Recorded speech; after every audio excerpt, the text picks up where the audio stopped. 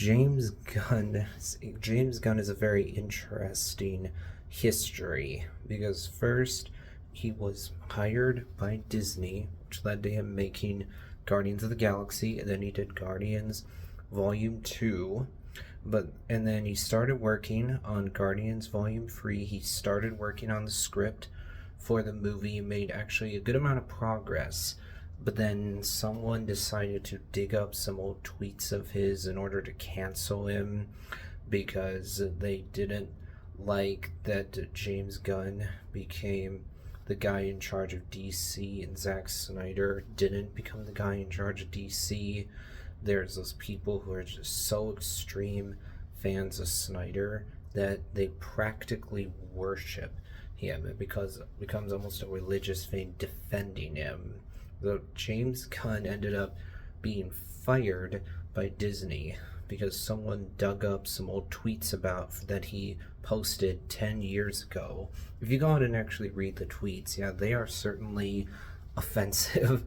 They are horrendous. They're very bad.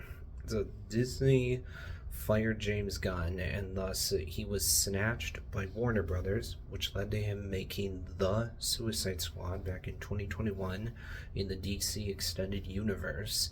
But then he was rehired by Disney, which led to him actually putting out Guardians Volume 3, but now he's not working for Disney anymore. He's not going to be making new things in the MCU for the foreseeable future because he's now the guy in charge over DC, the guy who's in charge of this new DC universe that's going to be starting probably in 2025.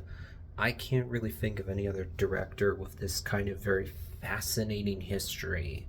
James Gunn has worked now for both Marvel and DC. How many directors can you say have been able to do that?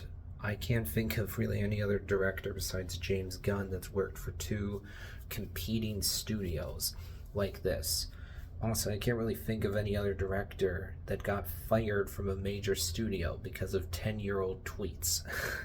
it's an example of how we live in a day and age where people are like, oh, this filmmaker is someone I don't like, or this person has an opinion I disagree with.